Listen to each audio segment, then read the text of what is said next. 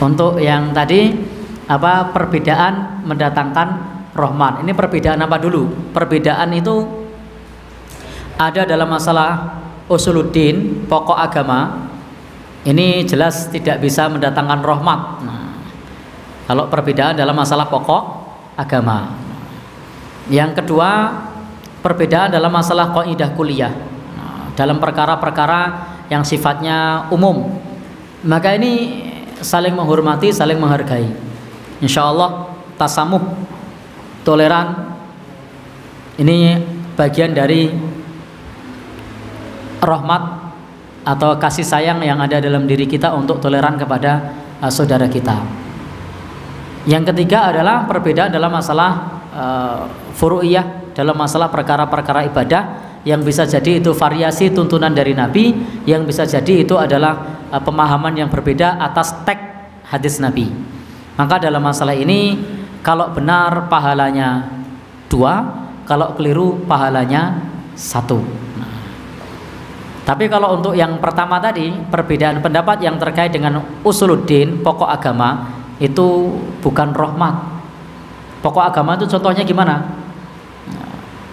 Dalam masalah rukun iman, rukun Islam, Allah, Quran, Nabi, kok beda? Saya Islam, tapi nabinya misalnya nih, cuma misalnya, insya Allah tidak ada Dharma Gandul misalnya. Ya ini jelas keliru. Saya Islam, tapi kitabku bukan Quran. Kitabmu apa? Kitabku apa misalnya? Maka ini perbedaan dalam pokok agama semacam ini bukan rahmat. Ini jelas kesesatan. Saya Islam, tapi Tuhan saya bukan Allah, misalnya. Maka ucapan yang semacam ini bukan lagi mendatangkan rahmat, ini kemurkaan. Meskipun dia mengaku Islam. Saya Islam, tapi rukun Islamnya ada 3 misalnya. Nah ini ngaco. Sehingga tidak bisa seseorang seperti itu. Sehingga kalau ada orang yang toleran dalam masalah usuluddin, pokok-pokok agama, ini keliru. Harus diingatkan, harus nahi mungkar, diluruskan. Tapi kalau dalam masalah kaidah kuliah, dalam konsep umum, pengajian malam Sabtu, besok karena rombongan snacknya itu bertiga, snacknya mau apa? Satu bilang sukun, yang satu bilang pisang goreng, yang satu bilang roti, yang satu bilang tahu.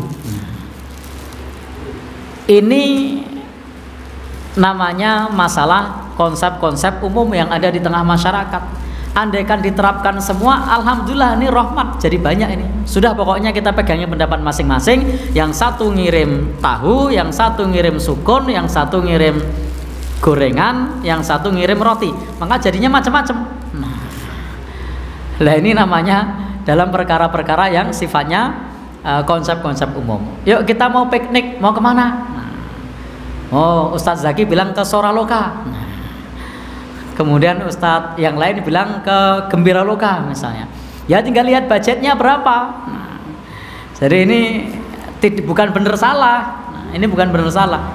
Tetapi mana yang sesuai, mana yang relevan, mana yang bisa diterima. Kalau bahasanya Pak Tri itu yang smart, yang spesifik, yang measurable, yang acceptable, yang realistis.